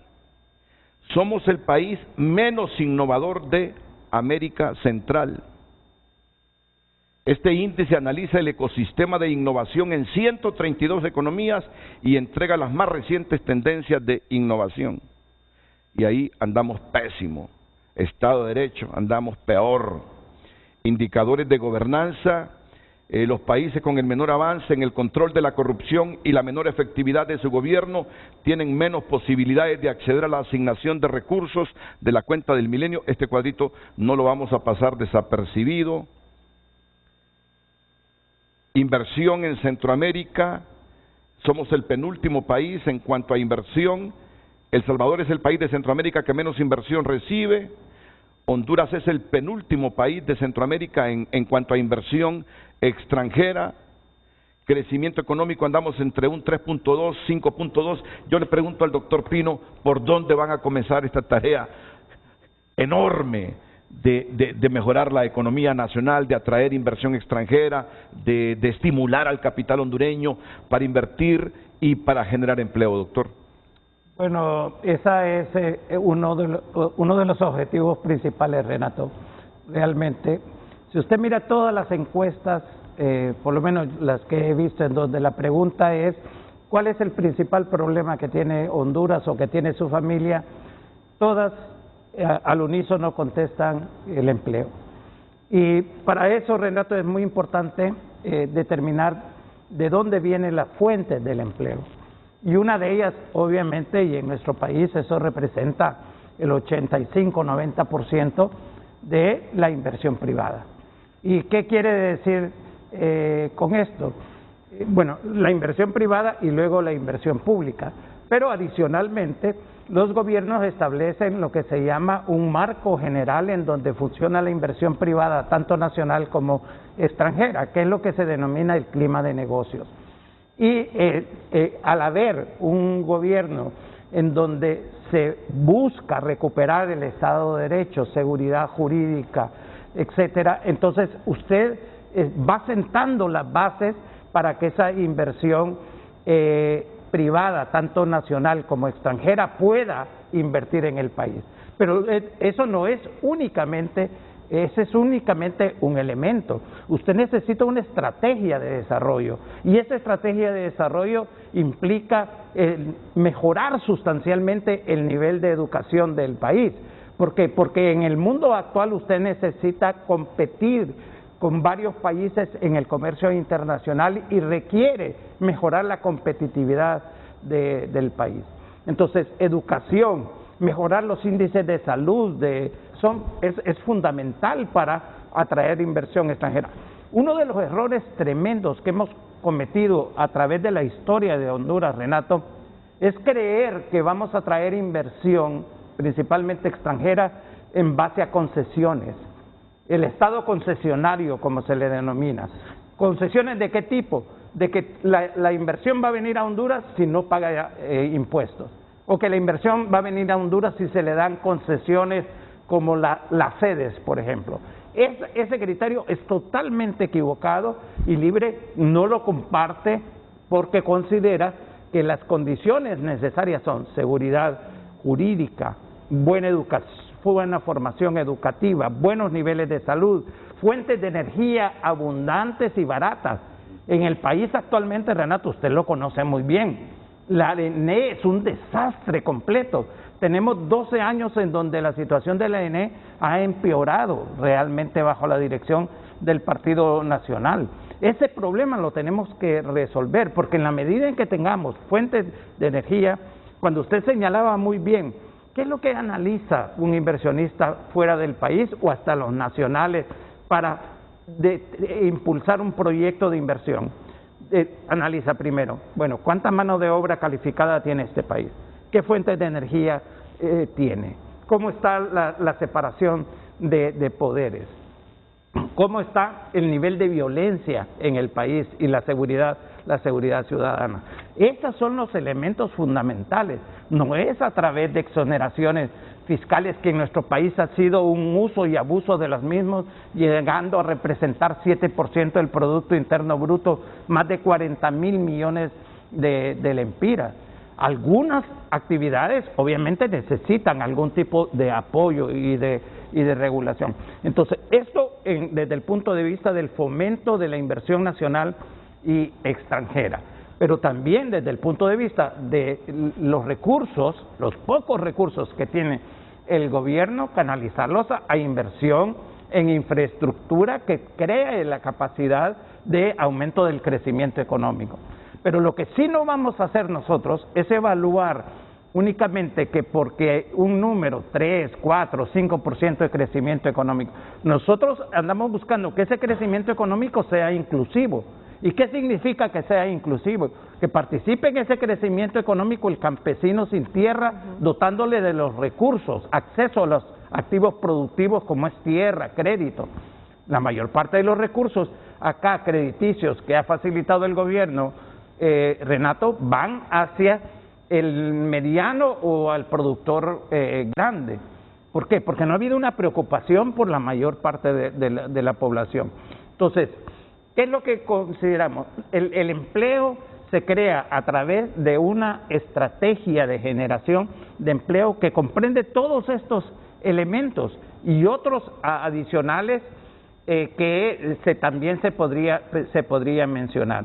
Pero en los incentivos, el que haya un clima de negocios apropiado para que la empresa nacional y extranjera. Mire, usted acaba de señalar en el cuadro que mostró 477 millones. Sí, la inversión extranjera. ¿Sabe cuánto era en el 2017, Renato? Eran 1.100 millones de dólares en inversión extranjera. Ha caído a menos del 50% drásticamente.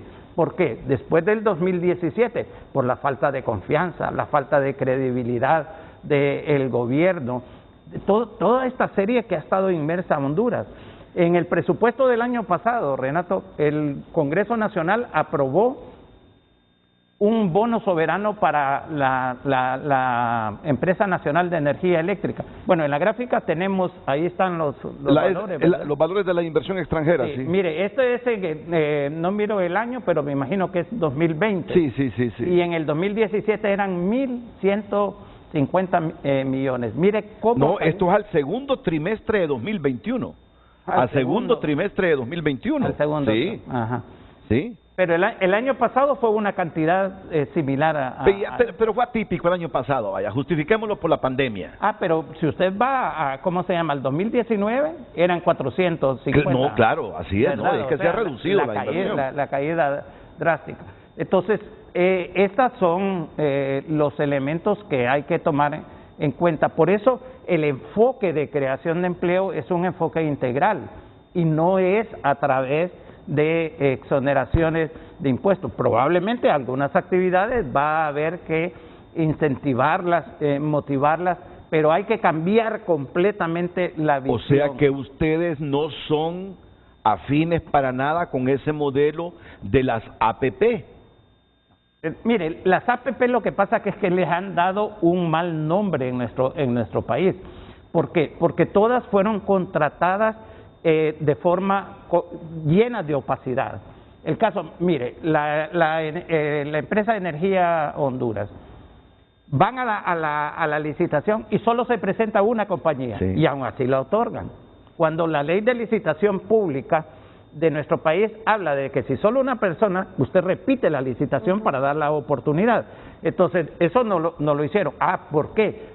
Porque la ley de APP dice que no hay necesidad de repetirlo. Usted va a Palmerola, solo se presenta una empresa y le concede a eso. Entonces, cuando eso sucede, usted sabe que hay una serie de irregularidades. A la empresa que está, a PIA, en Palmerola, después de firmado el contrato, que ya se habían hecho todos los cálculos financieros y todo, fueron al Congreso a quitarles los impuestos. Ahora, con toda la cuestión de la pandemia y los flujos exagerados de pasajeros que proyectaron en Palmerola, ahora le dieron la administración del aeropuerto Don Contín. Ahora, con unas cuestiones adicionales, les van a tener que dar de seguro el de San Pedro Sula. Entonces, a un esquema que bajo condiciones normales de transparencia pudo funcionar, en Honduras le han dado un mal nombre debido a la forma irregular en que han sido... ¿Y esa de Puerto Cortés funciona bien, regular o mal para usted? Mire, la información que yo tengo de la de Puerto Cortés es que sí ha funcionado bien, pero que ha elevado los costos bastante altos para los empresarios en el país. Entonces, un futuro de gobierno de Libre no renuncia a las APP, pero APP debidamente transparentes, en donde y en donde usted haga un contrato en donde no lleve...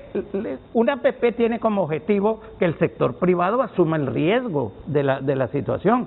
Pero cuando usted hace una APP en donde toda la carga se la echa al Estado, usted está haciendo un muy mal negocio. Mire el caso de Palmerola, se supone que tiene 34 años para manejar ese aeropuerto. Ajá, y casi el 60% de la inversión es del gobierno. Entonces, ¿quién es el que está poniendo la mayor parte? O la del Centro Cívico Gubernamental, que usted hace que los institutos de previsión inviertan su dinero ahí solamente para complementar lo de la empresa que está. Pino, pero no están obteniendo intereses los institutos de previsión con la plata que prestaron para la construcción del centro cívico. Se supone, en el corto plazo se supone, sí, paga el Estado. Pero usted, exactamente. Porque el Estado tiene que pagar por 20 años una cuota y qué tal que no lo pague. Es que eso es lo que se llama las contingencias fiscales. Sí. Mire, yo le apuesto, Renato, que la forma en que están firmados estos contratos, y lo vamos a ver en el futuro, todo esto va a ser un costo adicional para las finanzas públicas. Y como yo me imagino que será un hombre muy influyente en la parte económica y veas, no tenga la visión general del gobierno Hugo Noé Pino, que van a revisar hasta las costillas de esos contratos. Ni lo dudo.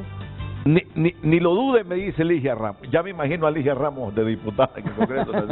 Ya me la imagino. Van a revisar todo, Pino, porque de esos contratos se han dicho muchas cosas. Hasta hemos especulado si no hay capitales hondureños o testaferros de funcionarios gubernamentales en esas APP, que dicen capital de tal país, capital de tal país. Los problemas en Honduras por lo general no son de problemas técnicos, no es que el modelo no funciona o que la tecnología no es la correcta, problemas son políticos, y aquí hay intereses políticos en cada contrato, o hay corrupción, hay amañamiento. Entonces eso está permeado en todo el Estado. Nosotros no podemos aspirar a ver un futuro gobierno sin que haya justicia, sin que haya investigación, si los que han robado al pueblo le paguen al pueblo y regresen los robados. A esa visión tuya voy a preguntar en este momento. Si descubren irregularidades en esos contratos, que no van a vencer el otro año ni el subsiguiente, porque son contratos a 20, 30 años inclusive, ¿cuál va a ser la postura del eventual gobierno de Libertad y Refundación con estas APP? Respetar la firma del Estado de Honduras, aunque de manera corrupta y con mucha opacidad, o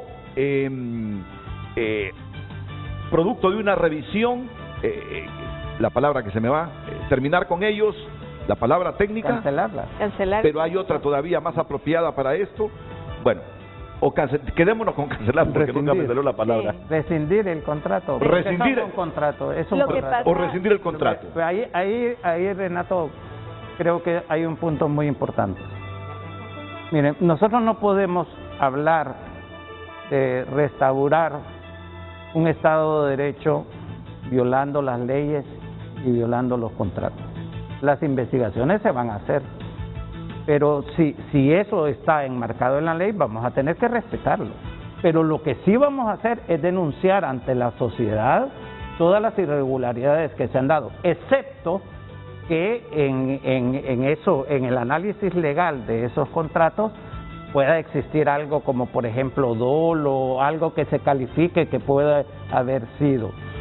Pero si esto ya fue un caso de corrupción o de vinculación política, tiene otra connotación, porque no se puede realmente irrespetar algo que está dentro del marco de la ley. Ahora, si ha habido abuso de autoridad, o si ha habido negligencia de los funcionarios públicos, o si ha habido colusión, como señalaba Russell, el sentido de justicia no lo podemos abandonar, y tenemos que informarle a la población lo que ha sucedido y que hacer que los organismos que tratan estos temas a nivel, en este caso la Fiscalía, tenga toda la información relacionada. Doctor, ¿y qué van a hacer ustedes cuando venga un ajuste a las tarifas del peaje en la CA5, por ejemplo, que fue un contrato en el que ustedes no tienen vela ni nada que ver porque fue hecho en otro gobierno? Yo hablo hipotéticamente, en el escenario de que ellos el 28 de noviembre ganen las elecciones. cuando venga COVID y diga 2 lempiras de ajuste tarifario por el peaje, tomando en cuenta la inflación del país? Bueno, como le repito, eso va a haber que revisarlo. Y realmente el peaje representa algo que nosotros hemos establecido que vamos a cambiar. Y vamos no a renegociar el contrato, pero sí vamos a ver la posibilidad de rescindir el contrato de tal forma de que no exista el peaje. Van a ver la posibilidad de rescindir el contrato de ese peaje de la CA5. Así es. ¿Le van a buscar?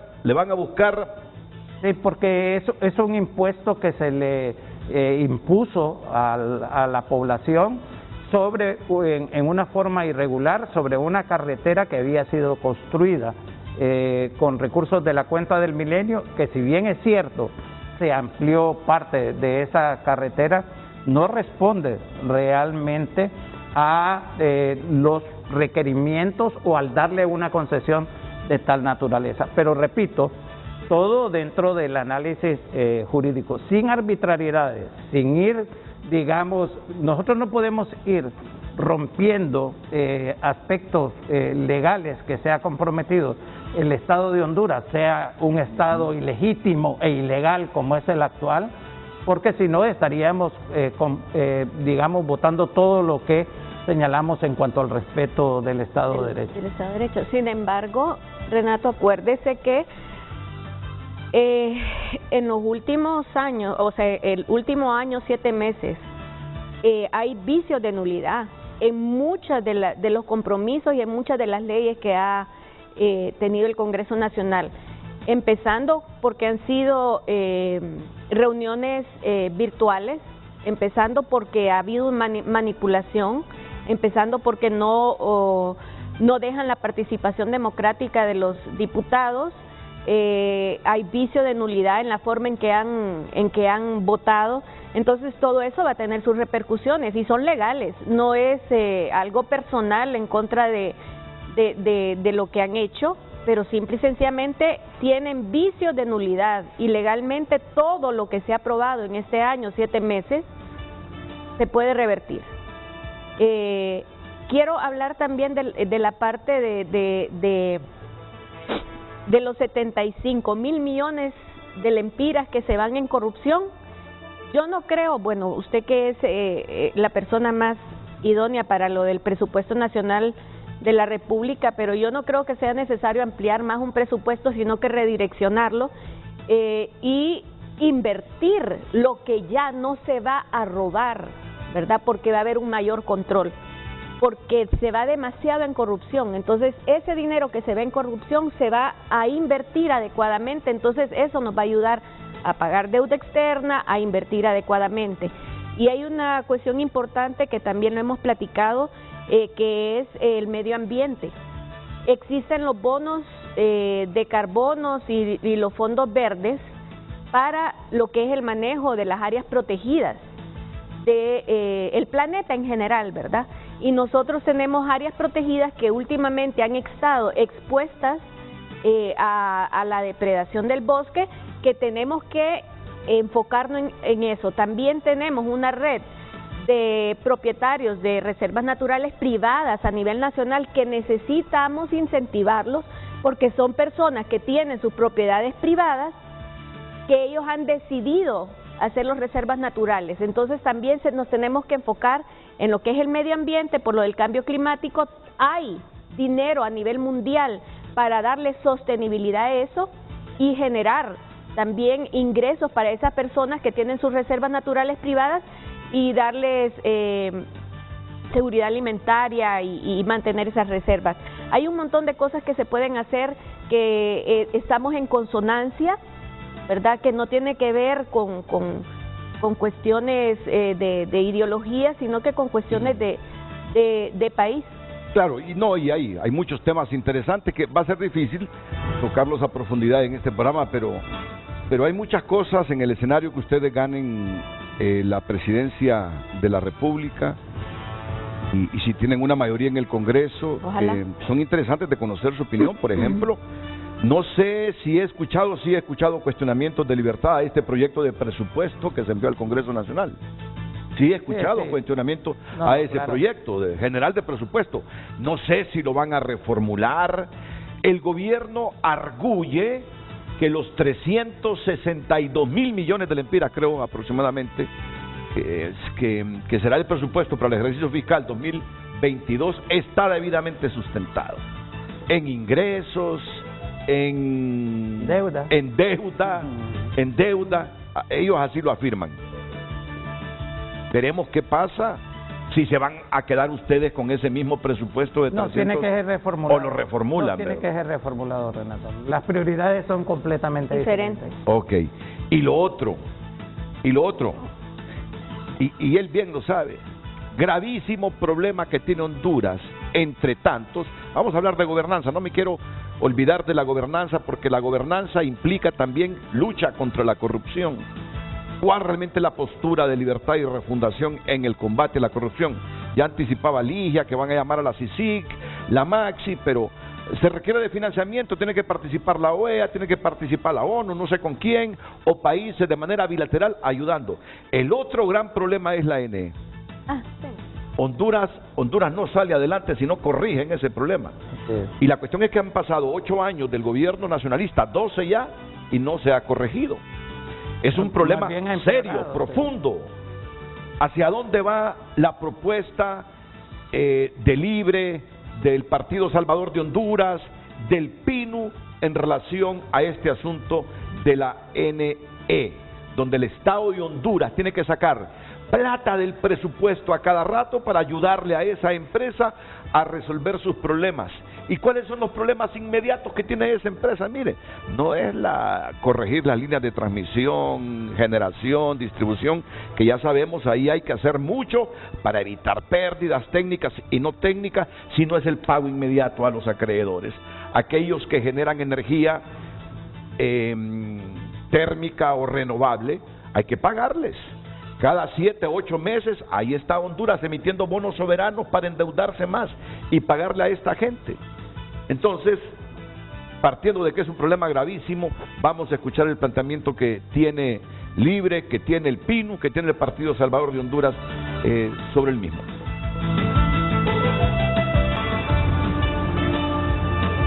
Bueno, todos aquí estamos conscientes, y el doctor Pino estamos conscientes que es el problema más yuca que tienen las instituciones del Estado, la NE, ¿no? Sin lugar a dudas, sin lugar a dudas. Por el nivel de deterioro, tanto operativo como financiero, que tiene la empresa. ¿Y ustedes a esta altura tienen claro realmente cómo piensan componer ese asunto de la NE? Que no solo es el problema con Energía Honduras, es el problema de los contratos, las relaciones con los contratos, las deudas que tienen con las empresas, los asuntos de la extinción de la empresa. ¿Van a seguir esa política que la avalan los organismos multilaterales de crédito o no? Tantas cosas que necesitamos saber. Qué bueno que lo menciona esto último, Renato, porque precisamente en la reunión que tuvo el equipo económico de Xiomara con el Fondo Monetario Internacional, dejamos claramente establecido que no estamos de acuerdo en que el Congreso apruebe, como se espera después de las elecciones, la decisión de la ANE. Si en 12 años no pudieron resolver el problema de la ANE, no deberían de tomar decisiones tan drásticas y fundamentales ya saliendo del gobierno. Y nosotros tenemos un temor fundamentado en la falta de transparencia y credibilidad de este gobierno, que esa aprobación la quieran hacer para beneficiar determinado sector privado en nuestro país. Pero con relación a Entonces, descartada la extinción así a corto plazo, si antes no lo han estudiado bien. Exactamente, ese es el punto. Posteriormente se va a analizar. Recuerde que todo esto lo han manejado, las características específicas las han manejado muy en un número reducido. El caso específico de un acuerdo que hubo entre el COEP, el Fondo Monetario y el gobierno, cuando la ANE es una responsabilidad y es una empresa de todos los hondureños, y además tiene un efecto sobre la economía fundamental, como expresé anteriormente. Y en el caso de la propuesta que nosotros tenemos, es fundamentalmente la reducción de las pérdidas técnicas y no técnicas, como usted mencionaba, un plan audaz de reducción, y hay la capacidad técnica nacional para hacerlo. Lo hemos visto planteado por el CIMEC, el Colegio de Ingenieros Mecánicos, Electricistas y Químicos de Honduras, por el Instituto de Energía de la Universidad Nacional Autónoma de Honduras y por otros sectores. Lo que se va a buscar es un plan audaz de reducción, nombrar, eso sí, y ahí es donde desde ahí se mira un comienzo totalmente diferente, Renato, a la gente con la capacidad técnica, tanto desde el punto de vista del conocimiento del sector eléctrico como financiero, porque resolver el problema de la deuda va a requerir mucha capacidad financiera en la ENE.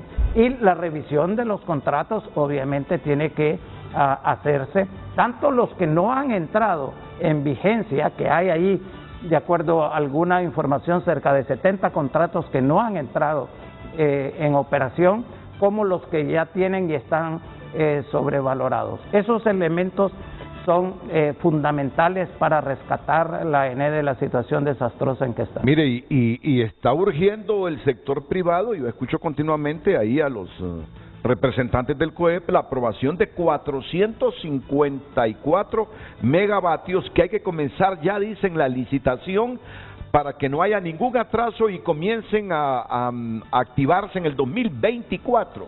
Yo le dije a mi compañero que cubre la fuente, ¿cuál es la urgencia? Le digo, que ya hace como 3 semanas estoy escuchando esa presión por los 454 megavatios. ¿Será que no están muy convencidos que el próximo gobierno avale y por eso lo quieren aprobar ahora? Claro. No, me dice que tienen que aprobarlos ahora. ¿Y por qué ahora? Sí. Si son hasta en el 2024, le digo. Porque tienen el poder ahorita en el Congreso, entonces probablemente en el otro Congreso. No, pero aquí es el sector privado que está. Pues no, sí. he escuchado, ¿a quién es el que más escucho? Esa la CREE que está insistiendo que por favor termine con las bases de licitación la NE para comprar esta energía para el 2024. 450. Hay tiempo. Pero ya lo hicieron en el pasado, y eso, y yo vuelvo al problema de credibilidad y confianza en este gobierno. En el 2013 iba a entrar en vigencia la ley de la industria eléctrica, la que está actualmente vigente, y una semana antes la ENE asignó directamente 450 megavatios al sector privado. Eso no puede ser, no podemos seguir en esta situación, y hay que tener mucho cuidado realmente en estos pocos meses que hace falta para el gobierno, porque ya como han aprobado cosas de impunidad, también están aprobando cosas que pueden considerarse una piñata de los recursos públicos. Los comentarios finales después de la pausa comercial.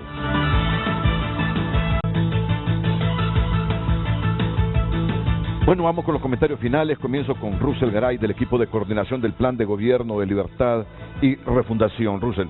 Bueno, agradecer este espacio para comunicarle al pueblo hondureño qué propuestas llevamos a la presidencia como Partido Libertad y Refundación, y también hacerle una invitación a toda la gente que en este momento todavía está pensando o está dudando si es posible seguir de la misma manera, si es posible que el país continúe como está sin que haya ningún cambio. Esa gente que ve las campañas de miedo, ve las campañas de odio y estos eslóganes que invitan a pensar de que algo todavía peor puede pasar en este país si llega la oposición, hay que descartarlas. Realmente estamos en un momento histórico en el cual tenemos que decir, si queremos seguir viviendo en una dictadura que se va a ir profundizando, porque el infierno no tiene fondo, va a ir cada vez peor, o queremos darle una vuelta de página y aperturar una nueva historia democrática en este país para construir república, para construir patria y para construir un futuro para todos y todas. Muchas gracias, Russell. Russell Garay. Doctora Ligia Ramos. Bueno, decirle a la población de que hay esperanza, de que nos hemos involucrado mucha gente en política precisamente para hacer cambios positivos en el país, de que esta unidad opositora es una unidad que va a dar un gobierno de integración, que vamos a tener un balance, ¿verdad?, en cuanto a cómo se va a gobernar, que necesitamos el Congreso Nacional. Por favor, Necesitamos tener la mayoría en el Congreso Nacional para poder hacer los cambios fundamentales para este país. También decirle a la población que no podemos usar la demagogia, que vamos a hacer un cambio de 180 grados en 4 años, eso es imposible, pero vamos a empezar a tener las bases para mejorar el país. Confíen en nosotros, que nosotros sabemos qué hacer y lo vamos a hacer en conjunto toda la oposición. Gracias, doctora Ligia Ramos. Casilla 143. 143. Doctor Pino. Renato, agradecer esta invitación y aprovechar este último espacio para señalar, como muchos saben, yo soy candidato a una diputación por Francisco Morazán en la casilla 125 y hago mío, obviamente, todas estas propuestas del plan de gobierno de Libre. Las vamos a llevar para respaldar a Xiomara Castro, que va a ser nuestra próxima presidente desde el Congreso, y señalarles de que estas propuestas van en la dirección de beneficiar a las mayorías. Y como se ha señalado acá, lo que vamos a tener es un gobierno de participación popular en la cual se puedan dirigir todos los problemas principales que afectan desde el punto de vista del empleo, de la educación, de la salud. Y si usted puede, finalizo con esto, Renato, usted pudo haber visto las propuestas acá. Toda esa campaña de comunismo, toda esa campaña de chavismo, lo único que busca es ocultar el fracaso de las políticas del Partido Nacional durante 12 años. Bueno, muchas gracias, doctor Pino. Otro de los temas es que les digo que todos los temas son importantes, la educación, pero vamos a tratar en estos últimos días antes de las elecciones de que los representantes que manejan mejor los temas en los partidos vengan a debatir y a plantear sus posiciones en relación a este tema de la educación, que también es fundamental. Hemos perdido 2 años. Hemos perdido 2 años. Una tragedia, Renato. ¿Cómo recuperar, cómo volver atractiva la educación para miles de niños que todavía a sus 8 años no han pisado un aula? Sí. Vamos a la última pausa. Gracias a mis invitados esta mañana.